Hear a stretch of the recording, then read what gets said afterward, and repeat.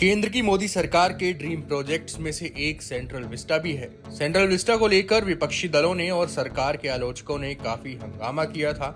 इसी हंगामे की कड़ी में नए संसद भवन के ऊपर स्थापित किए गए खुले मुंह वाले शेरों का राष्ट्रीय प्रतीक चिन्ह भी आया था। राष्ट्रीय प्रतीक चिन्ह के मामले में सुप्रीम कोर्ट ने एक बड़ा फैसला सुनाया है, जिससे इसके आलोचकों को झटका लगा है। सुप्रीम कोर्ट ने कहा है कि इस चिन्ह में कुछ भी गलत नहीं है।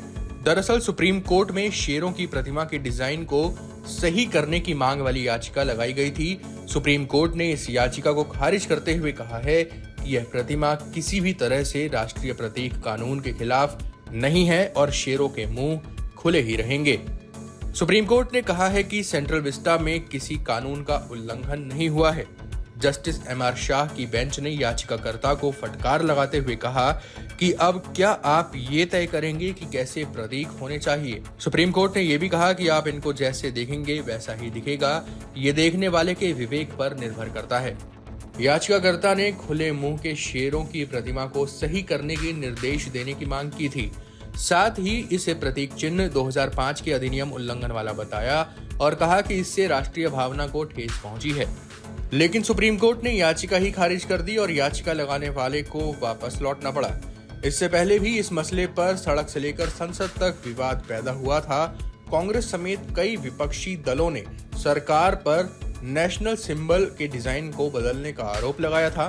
कांग्रेस नेता जयराम रमेश ने कहा था कि सारनाथ स्थित अशोक के स्तंभ पर शेरों के चरित्र और प्रकृति को पूरी तरह से बदल देना भारत के नेशनल सिंबल का अपमान है।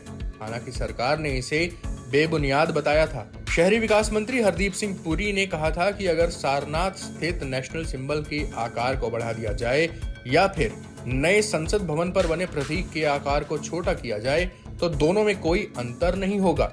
सारनाथ स्थित मूल प्रतीक जो है उसकी ऊंचाई 1.6 मीटर है, जबकि नए संसद भवन के ऊपर प्रतीक चिन्ह जो लगाया गया है वो 6.5 मीटर ऊंचा है। आपको बताते चलें कि राष्ट्रीय प्रतीक अशोक की लाट की नई प्रतिमा जयपुर के स्टूडियो शिल्पिक मूर्तिकार लक्ष्मण व्यास के निर्देशन में 40 कारीगरों ने 5 महीने में तैयार की थी।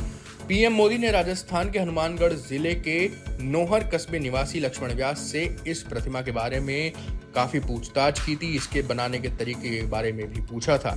इसकी खास बात यह है कि ये 150 हिस्सों को जोड़कर बनाई गई है और इसमें कभी भी जंग नहीं लगेगा।